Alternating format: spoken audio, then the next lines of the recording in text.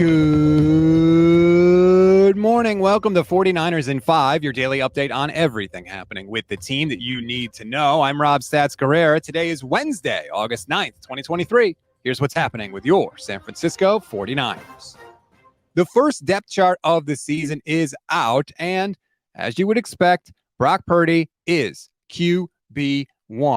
Who is QB2? Well, that would be Trey Lance, or Sam Darnold. Yes, that's right. It literally says or on the depth chart. 49ers giving away nothing in the first official release of the season. And as we have said, this is why the joint practices with the Raiders are going to be so important. Other than that, on the depth chart, no real surprises unless you want to count the quote-unquote kicker battle where it says Jake Moody is kicker 1, or Zane Gonzalez. We all know what's happening there, but it was funny to see the 49ers put that on the depth chart. And you've probably heard this, but I'm going to say it anyway. Do not take these depth charts super seriously. The coaches now are openly admitting the secret that everybody that was inside the NFL world knew, which is that they used to give the job to the public relations manager. That's how little they would care about the actual depth chart before the preseason even gets started. They put these out because they have to put these out. So just keep that in mind when you're going over the 49ers. And we tweeted it out from our handle or X'd it out or whatever the hell we're supposed to say now. Anyway, go to GSN 49ers. You'll see a picture of the depth chart. You can have all your questions answered. Now, to the audio portion of today's show. Haven't heard a ton about Cameron Latu so far in camp, and what we have heard has not been good. Well, after practice yesterday, he met with reporters, admitted it's not good, and he has a pretty good idea why.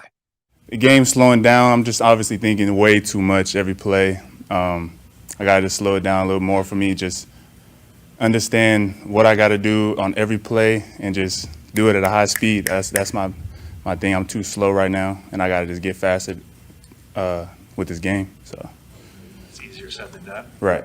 They say the first step to fixing a problem is admitting there is a problem, right? Well, check that off the list. Mission accomplished for Cameron Latu. And the good news is he's made a similar transition before. Remember, in college, he started off as a defensive lineman and then became a tight end and eventually worked his way up to being a starter. And for that reason, he's confident he can get it fixed.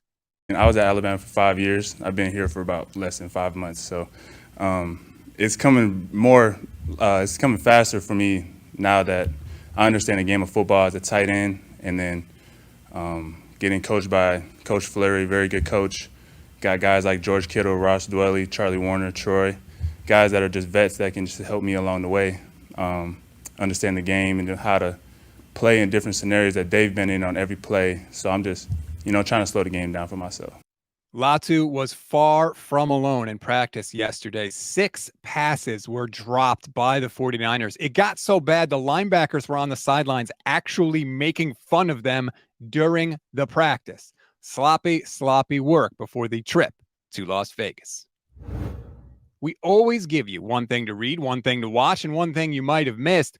One thing to read on this Wednesday. Matt Barrows did a really fascinating story for The Athletic. He followed Fred Warner around basically from the moment Warner woke up all through the 49ers' longest practice of training camp and gave you like a minute-by-minute account of everything Warner did.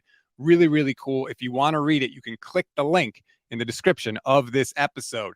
One thing to watch, you probably know by now that Nick Bosa is the number 4 player in the NFL Top 100, but if you haven't seen the video yet, it's on YouTube. It was only on NFL Plus before. Now you can actually find it on YouTube. Go and watch just the Nick Bosa piece. It's really, really cool. They have clips from George Kittle, They have clips from Bosa himself when he's mic'd up on the sideline, some stuff that I had never heard before. So I thought it was a really cool kind of inside look at Nick Bosa, a guy who, as we all know, is not really too vocal. One thing you may have missed. On yesterday's show, I told you the 49ers were working out running backs. Well, they signed one. That would be Jeremy McNichols, who's back with his second stint with the 49ers after basically touring the AFC South. He was on the Colts, Jags, and Titans. Now he's back for round 2 with the 49ers.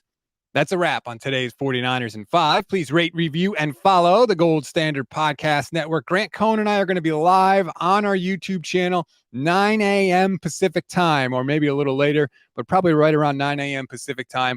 We'll break down the whole training camp, Grant's observations. Plus, I'm going to call him out on a couple things because he's kind of driving me a little crazy. So we'll do that. Please, please, please. I hope you join us.